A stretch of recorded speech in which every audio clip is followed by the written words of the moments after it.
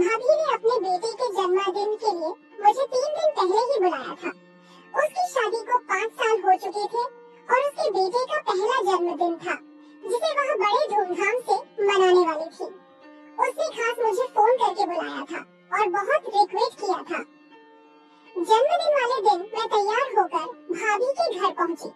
Decoration hall में जाते ही भाई ने मुझे गले से लगा लिया। मैंने उनसे भाभी के बारे में पूछा तो उन्होंने कहा कि रोहन बहुत रो रहा था, इसलिए दीप्ति उसे दूध पिलाने के लिए अंदर गई है। लगभग 1 घंटे में जन्मदिन की पार्टी शुरू होने वाली थी। मैंने भाई को कई दिनों के बाद देखा था। जन्मदिन के बाद जब मैं बाकी मेहमानों की तरह अपने घर जाने लगी तो भाभी ने मुझे रोक लिया। उसने कहा कि सुबह तक सभी मेहमान चले जाएंगे और फिर हम दोनों बाहर घूमने चलेंगे। उसने मुझे रुकने के लिए कहा।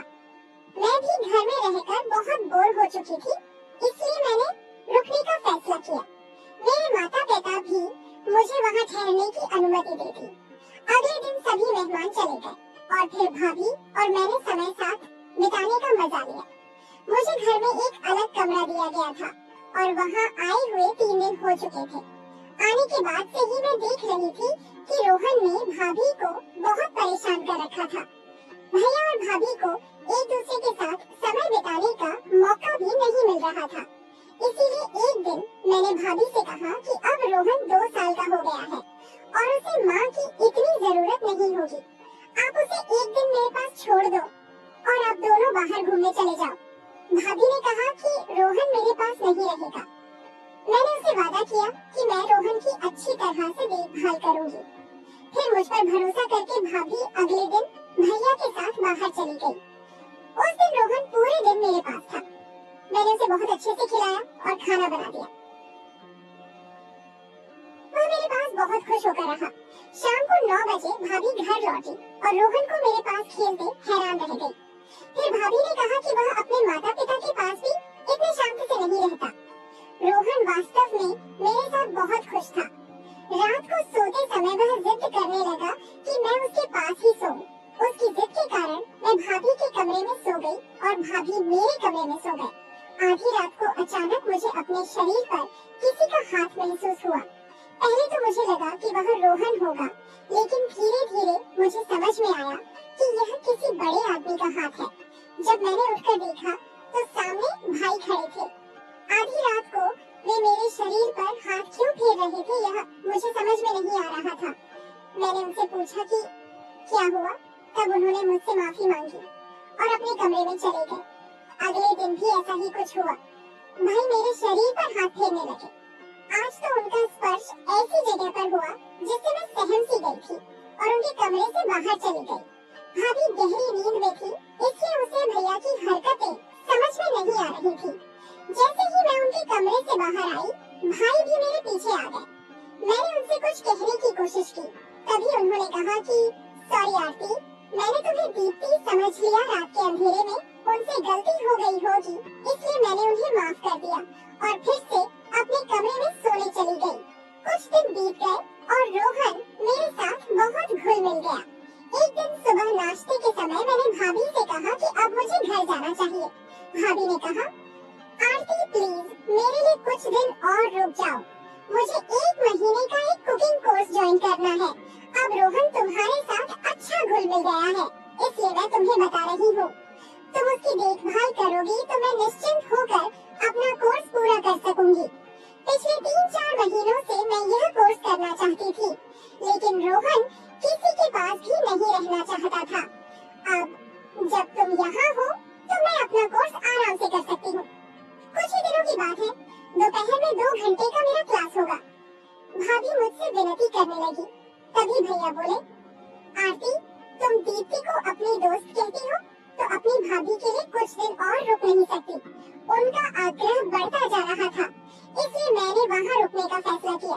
मैंने उन दोनों को हाँ कहा।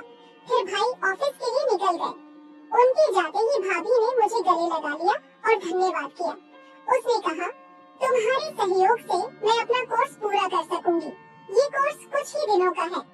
एक बार जब मैं कुकिंग सीख गई तो धीरे धीरे अपना खुद का बिजनेस खड़ा करूंगी। भाभी का आनंद देखकर मैं भी खुश थी। एक दिन दोपहर भाभी अपने क्लास के लिए गई थी। उस समय रोहन मेरे पास था। अचानक वह रोने लगा तो मैंने उसके लिए दूध लाने के लिए किचन में गई। दूध गर्म हो रहा था और मैं किचन में खड़ी थी।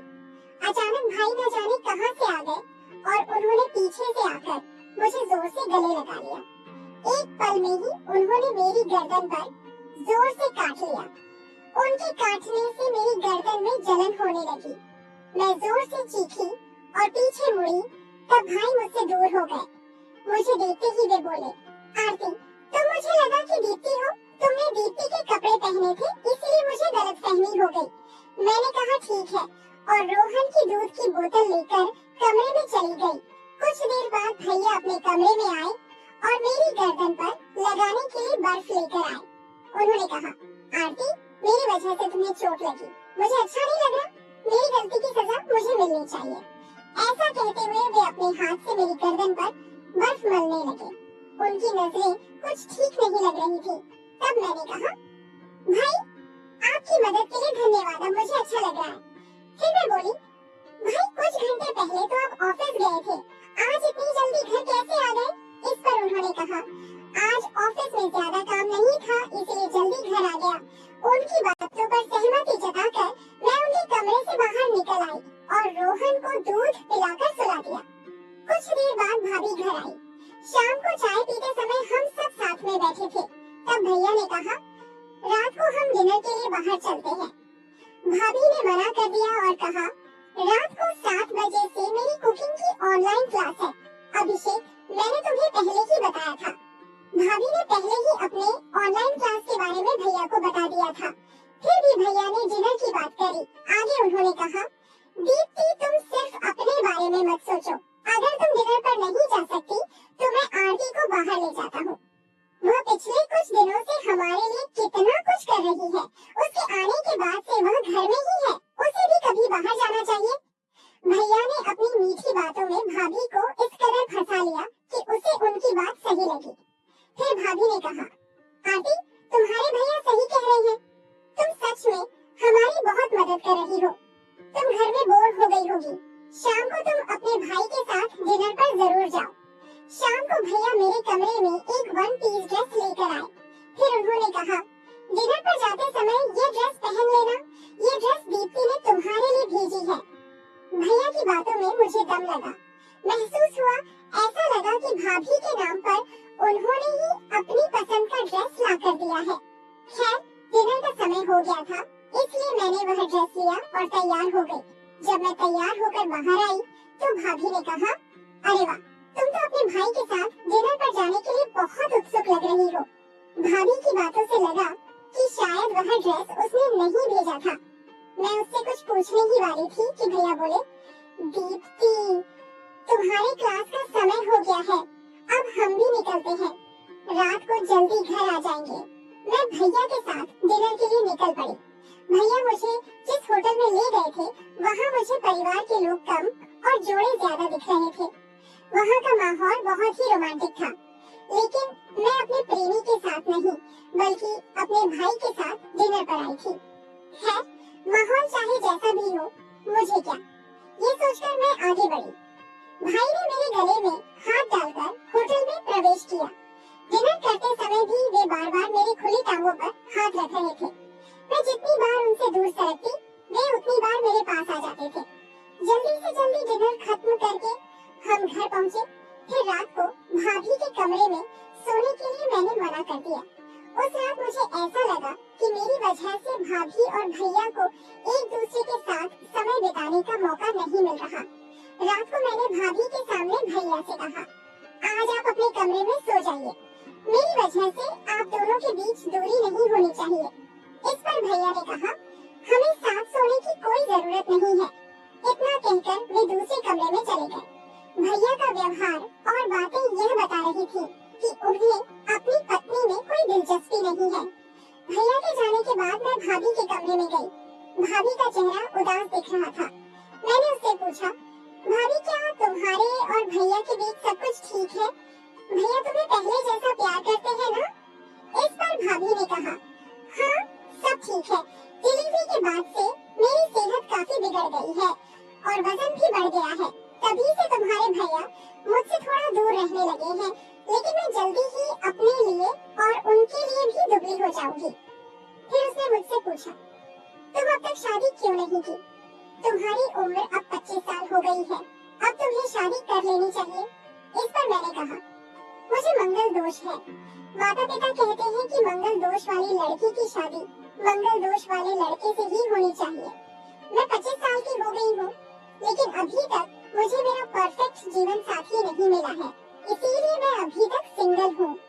फिर भाभी ने कहा, तुम्हारी तरह खूबसूरत और सुडौल शरीर वाली लड़की पर किसी भी आदमी की बुरी नजर पड़ सकती है। तुम पुरुषों से थोड़ा संभल कर रहना। बातों बातों में हम सो गए। अगले दिन भाभी अपने क्लास के लिए गई। उस समय रोहन मेरे साथ खेल रहा था। खेलते खेलते वह सो गया और मैं भी उसके पास सो गई। कुछ समय बाद रोहन नींद में रोने लगा और मुझे अपनी माँ समझने लगा। रोहन रो रहा था, तभी मैंने भाभी को कॉल लगाई, लेकिन वह कुकिंग क्लास में थी, इसलिए फोन नहीं उठा सकी। आज रोहन मुझे अपनी माँ समझ रहा था। उसे चुप कराने के लिए मैंने उसे दूध की बोतल दी, लेकिन वह दूध पीने को तैयार नहीं था। काफी समय गुजर गया, लेकिन उसका रोना बंद नहीं हुआ। आखिरकार मैंने उसे अपनी गोद में लिया और उसे दिलासा दिया।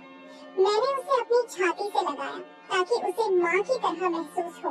भाभी को घर आने में 2 घंटे थे और मुझे रोहन को इतने समय तक रोता हुआ ठीक नहीं लगा, इसलिए मैंने कुछ समय के लिए रोहन की माँ की भूमिका निभाने का नाटक किया। मैंने उसे अपनी छाती से लगाया और उसे दिलासा दिया और कुछ समय बाद मैं भी सो गई। अचानक मेरी नींद खुली तो मैंने देखा कि भैया मेरे सामने खड़े थे। वे कमरे में कब आए और मुझे कब से देख रहे थे मुझे नहीं पता। भैया की नजर मुझे ठीक नहीं लगी। रोहन को शांत करने के लिए मैंने उसे अपनी छाती से लगाया था, लेकिन बाद में मैं अपने कपड़े ठीक करना भूल गई थी और वैसे ही सो गई थी। भाई मुझे उस हालत में देख रहे थे और उनकी नजरें लाल हो रही थी। फिर मैंने जल्दी से अपने कपड़े ठीक किए। तब भाई ने मेरा हाथ पकड़ा और उन्होंने मुझे बिस्तर की ओर खींचा। मैं बहुत डर गई थी, पर भैया के साथ मेरा हमेशा से एक अलग संबंध था। फिर भैया ने कुछ ऐसा किया जिससे मैं शांत हो गई। थोड़ी देर बाद रोहन नींद से जाग गया। हम उसे खिलाते हुए हॉल में बैठे थे, तभी भाभी क्लास से वापस आई। उसने हमें अलग नजरों से देखा और तुरंत रोहन को हमारे बीच से उठा लिया। रात को किचन में खाना बनाते समय भाभी का व्यवहार थोड़ा अलग लगा। उसने कहा, आजकल तुम रोहन को अपने से ज्यादा जोड़ने लगी हो। उसके पिता को भी अपने से जोड़ने की कोशिश मत करो। भाभी 1 माह से पहले एक पत्नी थी और उसे अपने पति की चिंता हो रही थी।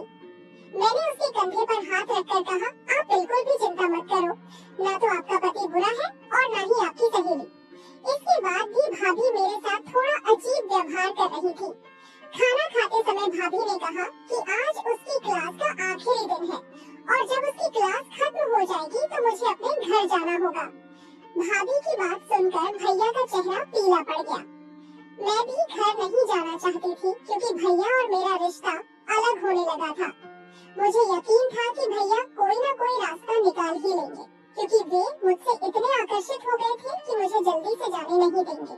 उस रात सोने से पहले भाभी ने मुझे ताना मारा, आरती याद रखना कि तुम्हारे भैया शादीशुदा हैं और उन्हें कोई दोष नहीं है। मुझे इसकी परवाह नहीं थी कि उसने क्या कहा। अगले दिन भाभी 9 बजे अपनी क्लास के लिए निकली क्योंकि आज उसका आखिरी दिन था। भैया भी रोज की तरह समय पर ऑफिस के लिए निकले, लेकिन जैसे ही भाभी घर से निकली भैया घर आए और उन्होंने मुझे पानी का गिलास लेकर अपने कमरे में बुलाया। पानी का गिलास लेकर मैं भाई के कमरे में गई। जैसे ही मैं उन्हें पानी का गिलास देने के लिए हाथ बढ़ाई, उन्होंने मेरा हाथ पकड़ लिया। फिर भाई बोले, आरती तुम मुझे और कितना इंतजार कराओगी?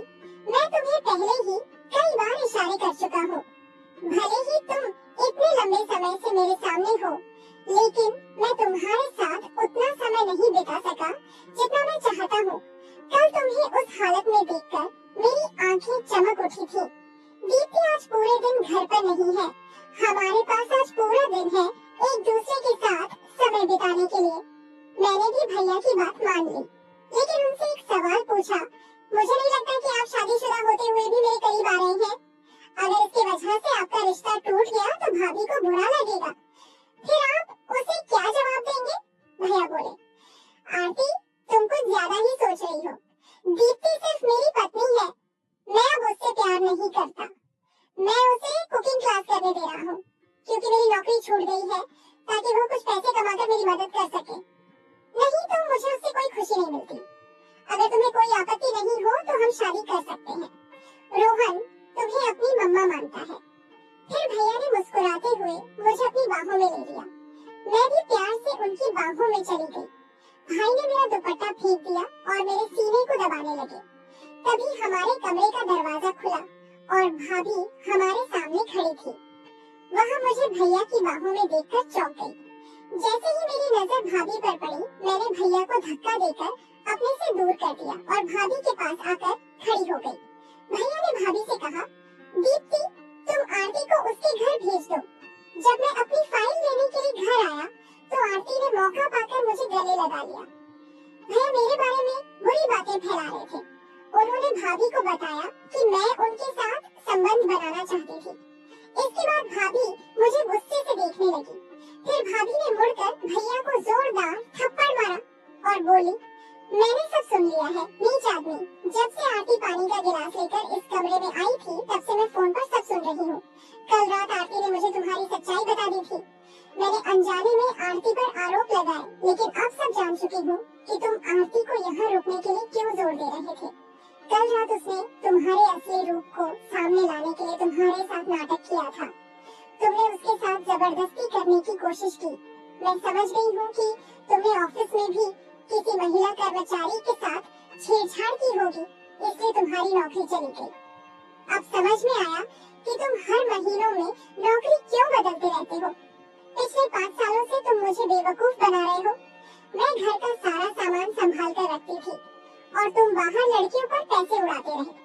आरती ने मुझे वह अतरंग संदेश भी दिखाए जो तुमने उसे भेजे थे। मैं भाभी के सामने भैया का असली रूप लाना चाहती थी और अब वह सामने आ चुका था। भैया ने मुझसे गलत संबंध बनाने के लिए बार बार मनाने की कोशिश की, लेकिन मैं भाभी को जोखिम में नहीं डाल सकती थी। पिछले कुछ दिनों से भाभी को मुझ पर और भैया पर शक हो गया था, इसलिए वह मुझे चिढ़ा रही थी। आखिरकार कल रात मैंने उसे सच बता दिया कि कैसे उसका पति मेरा पीछा कर रहा है। इसके बाद भाभी ने अपने पति से अलग होने का फैसला कर लिया। मुझे लगा कि मेरी वजह से उसकी जिंदगी टूट गई और यही मैंने उससे कहा था। तब भाभी ने मुझसे कहा कि आरती तुमने मेरी जिंदगी नहीं तोड़ी है, बल्कि तुमने मुझे बहुत हिम्मत दी है। आज तुम्हारी वजह से मेरे पति का सच मेरे सामने आ गया, वरना मैं तो उसके लिए सब कुछ कर रही थी। लेकिन वह तो बाहर लड़कियों के पीछे भागने में लगा हुआ था। उसने कभी अपनी पत्नी को ठीक से देखा ही नहीं और न ही मेरी मेहनत की कद्र की। आरती तुमने समय पर मेरी आंखें खोल दी। तुम्हारी वजह से मैं अपने कुकिंग के सपने को पूरा कर सकी। अब मैं जल्द ही अपना छोटा सा बिजनेस शुरू करने वाली हूँ। मैं अपने पैरों पर खड़ी होकर अपने बच्चे का पालन पोषण करूँगी। मुझे अपने जीवन में धमकी देने वाले लोगों की जरूरत नहीं है। भाभी ने मुझे धन्यवाद दिया और कहा कि नकली रिश्ते से बाहर निकलने में मैंने उसकी बहुत मदद की। अब भाभी केवल एक माँ है और तरह तरह के केक बनाकर और ऑर्डर लेकर अच्छा पैसा कमा रही है। वह अपना और अपने बेटे का अच्छे से भरण पोषण कर रही है। भाभी आज एक स्वतंत्र महिला के रूप में जी रही है। तो दोस्तों, अगर आपको वीडियो अच्छी लगी हो तो चैनल को सब्सक्राइब जरूर कर देना। धन्यवाद।